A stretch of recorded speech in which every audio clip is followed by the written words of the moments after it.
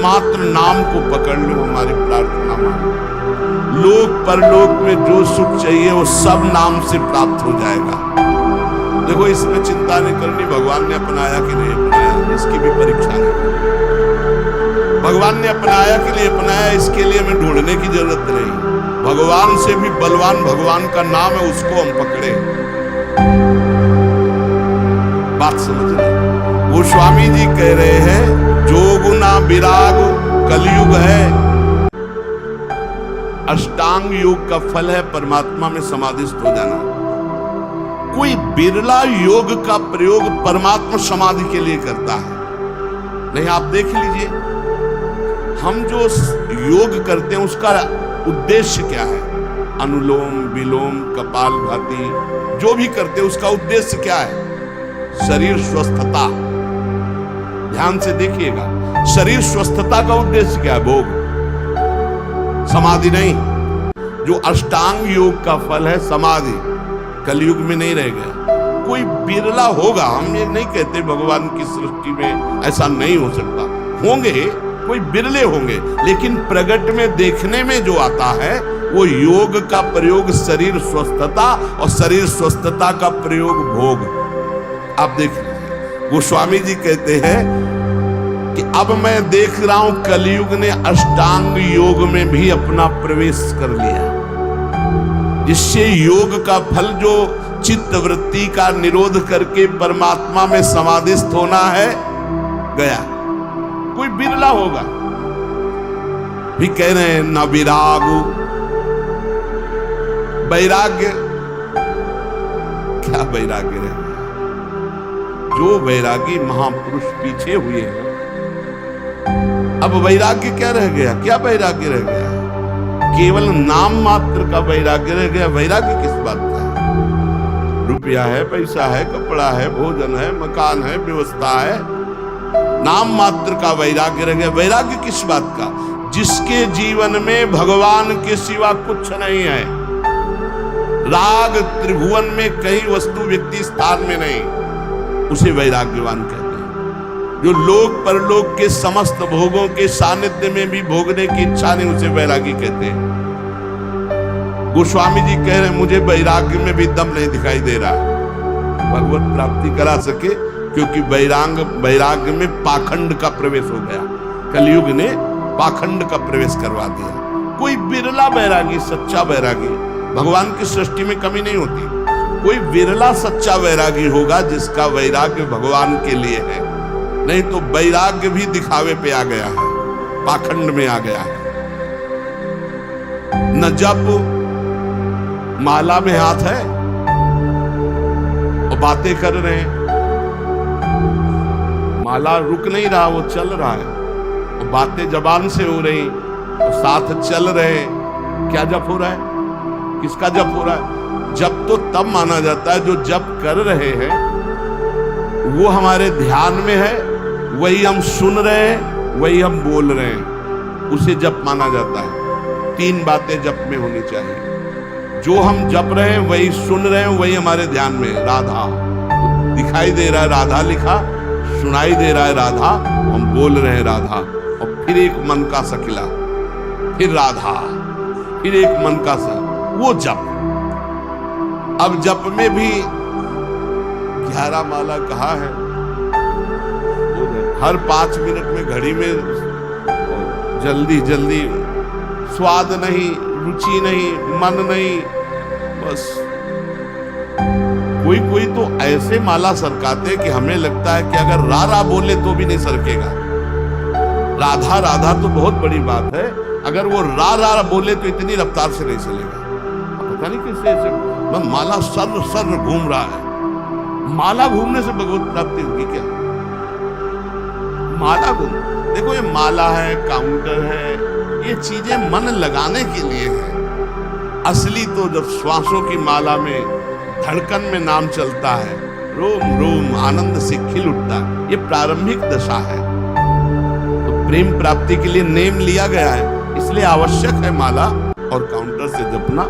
पर वो जप इस तरह का होना चाहिए कि वही सुनाई दे, वही जो बोल रहे हो वही दिखाई दे, ऐसे तब जप किए। अब बोले इसमें तुम बात कर सकते हो, हिम्मत नहीं कि तुम बोल सको, तुम्हारी हिम्मत नहीं कि बोल सको, क्योंकि बोलोगे तो क्रम टूट जाएगा।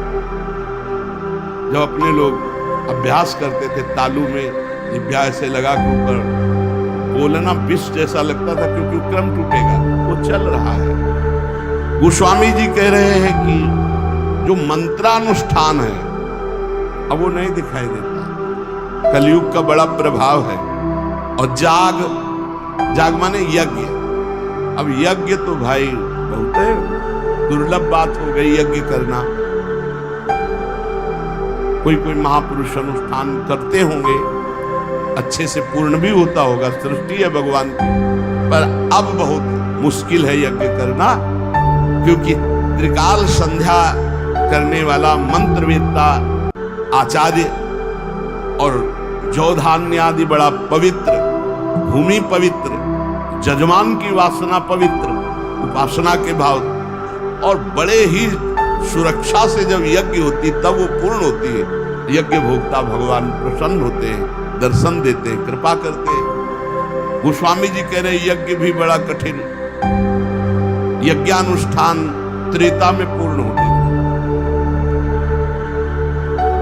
अब कह रहे हैं कि तपस्या, इसमें भी दंभ घुस गया, तप में दंभ घुस गया। बाहर से दिखावा की भावना आना ही दंभ कहा जाता है। तप होता है भगवान की प्रसन्नता का। बहुत से महात्मा एक लंगोटी लगाए पूरा जीवन ऐसे कष्ट सहते हुए भगवान को रिझा लिए, आज भी है, पर प्रायः तपस्या में दंभ घुस गया है, दिखावा घुस गया है, उससे तपस्या का फल। और भगवान तपस्या समर्पित करके दैन्य होने से भले मिल जाए, नहीं तपस्या से भगवान को नहीं खरीदा जा सकता। तप के द्वारा भगवान को खरीदा नहीं जा सकता। तप में शक्ति संचय होती है, पर अहम त्याग करके वो तप भगवान को समर्पित कर दे तो भगवान की प्राप्ति हो जाए। पर शुद्ध तप, तप का अर्थ होता है ताप सहन करना। जैसे काम हमारे हृदय में ताप देता है, क्रोध हमारे हृदय में ताप देता है, लोभ मोह देता है, इनको हम सह जाए। अपने धर्म में चलने पर जो कष्ट होता है उसे सह जाने को तपस्या कहते हैं। बोले वो भी दिखावा हो गया है, दिखावा हो गया। भगवान जानते हैं तो हम दिखावा किसके लिए कर रहे हैं। तो तप में दिखावा दंभ घुस गया। और बोले जो त्याग है, जोग न विराग जप जाग तप त्याग,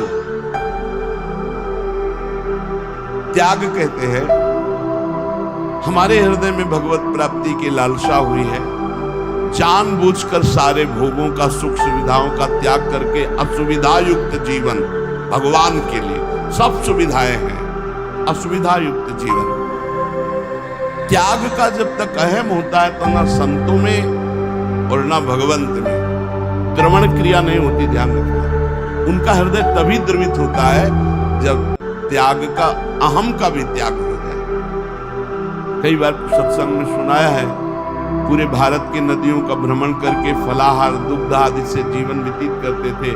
उनको जब सुनने को मिला महाप्रभु चैतन्य देव की महिमा की कीर्तन में अमृत बरसता है, तो उन्होंने लगा कि जब मैं जाऊंगा तो मैं त्यागी हूँ, समस्त तीर्थों का अवगाहन किए हूँ, फलाहार दुग्धाहार रहता हूँ, तो महाप्रभु गले से लगा लिया। कीर्तन में पहुंचे, जे भी पहुंचे तो महाप्रभु का कीर्तन रुक गया और कहा कौन बहिर्मुख पुरुष आ गया जिससे कीर्तन का रस सूख रहा है।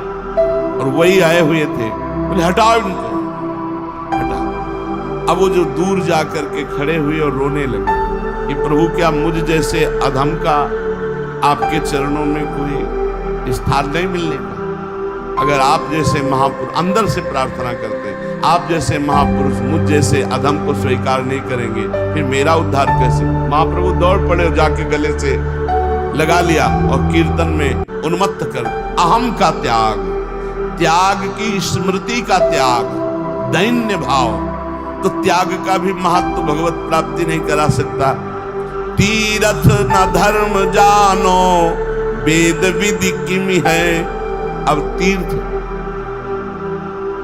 ध्यान देना, कलयुग की चाल का ध्यान देना, आप सब हृदय वाले हैं। हर गृहस्थी में उतने पापाचरण की वृत्ति नहीं आएगी जितना तीर्थ में आने की संभावना है। क्यों आने की संभावना है? कलयुग की कुचाल है कि यहां का पाप वज्र की तरह होगा, तुम्हारी दुर्गति होगी। ब्रह्मा जी के 4 ये युग पुत्र हैं, सतयुग, त्रेता, द्वापर, कलयुग। सतयुग से कहा मैंने सृष्टि की रचना में नरक की रचना की है, उसका भी ध्यान रखना, कुछ लोग उधर भी जाना चाहिए। बोले प्रभु हमारे राज्य में कोई नरक जाए असंभव, आपकी इस आज्ञा का पालन नहीं हो पाएगा। सतयुग ने त्रेता से, तो त्रेता ने कहा बड़े भैया का अनुसरण करेंगे। द्वापर से कहा तो द्वापर ने कहा हम आज्ञा पालन करने की सम्यक चेष्टा करेंगे, आपकी आज्ञा का पालन हो कि कुछ लोग जो अधर्माचरण करेंगे वो नरक भेजे। सतयुग में अधर्माचरण, त्रेता में। कलयुग से कहा तो उनका बड़े भैया ने जैसे साफ जवाब दे दिया आपको कि हमारे राज्य में भूल चूक से कोई चला जाए नहीं, नरक नहीं जाएगा। तो वही हम उत्तर देते कि हमारे राज्य में भूल चूक से कोई स्वर्ग या परम पद चला जाए, सबको नरक भेजेंगे सीधे। कलयुग सीधे हाउसफुल नरक, चिंता मत करो महाराज, आज्ञा का पालन हम करेंगे। हर जगह तीर्थयाटन में व्यसन, व्यभिचार, छल, कपट, चोरी ये निषेध है, पर लोग तीर्थयाटन में जाकर के ऐसे अपराध ज्यादा कर देते हैं। नशा करना, व्यभिचार करना, चोरी करना, क्रोध करके लड़ाई कर लेना, किसी तीर्थवासी को पीट देना, अपमान कर देना, ऐसे बहुत तरह से। वेद विधि किम है? अब वेद विधान तो वो समझे जो शास्त्र स्वाध्याय करे, जो खूब महापुरुषों का संग करे, वो जान पाता है क्या करना चाहिए क्या नहीं करना चाहिए। तस्मात् शास्त्रम प्रमाणम ते कार्य व्यवस्थित हो। अब यहाँ फुर्सत नहीं है मोबाइल से, टेलीविजन से, पेपर से, संसार की बातों से, तो कौन पढ़े योग वासिष्ठ, कौन पढ़े भगवत गीता की टीका, कौन पढ़े श्रीमद् भागवत महापुराण, कौन पढ़े वेद के सिद्धांत। तो कैसे पता चलेगा जीव का कर्तव्य क्या है, क्या करना चाहिए क्या नहीं करना चाहिए। ऐसा नहीं वैदिक सिद्धांत को जानने वाले नहीं हैं, पर बिरले। तो भगवत प्राप्ति इसमें भी बड़ी कठिन। गोस्वामी जी कहे तुलसी सो पोचना भयो है, नहीं हुए है कहूं। अब मैं तुमसे अपनी बात कह रहा हूं कि मेरे जैसा पामर कोई न हुआ है न है। पहले तो बताया इन सब से अब भगवत प्राप्ति नहीं होने वाली, ध्यान दे लो। बहुत बढ़िया सिद्धांत, ये सब शास्त्रों का सिद्धांत, हृदय सम्मत सिद्धांत गोस्वामी जी के। जोग ना विराग जप जाग तप त्याग व्रत तीरथ ना धर्म जानो, वेद विधि किम है। अब व्रत की पूछो तो कोई बिरला ही व्रत का नियम। एक बार हमने वर्णन किया था कि दशमी को ये और एक बार, और द्वादशी को एक बार, और एकादशी को तो पूरा या तो निर्जला रहो या एक बार जल फल फूल जो कुछ थोड़ा सा ग्रहण कर लो। अब तो जानते हो कैसे व्रत होते हैं, पूटू का और सिंघाड़े का, जैसे पूटू के पकौड़ा बन रहे, सिंघाड़े के हलवा बन रहे, समा के खीर बन रही, और क्या क्या पकवान बन रहे, बाल भोग अलग, राज भोग अलग, शयन भोग अलग।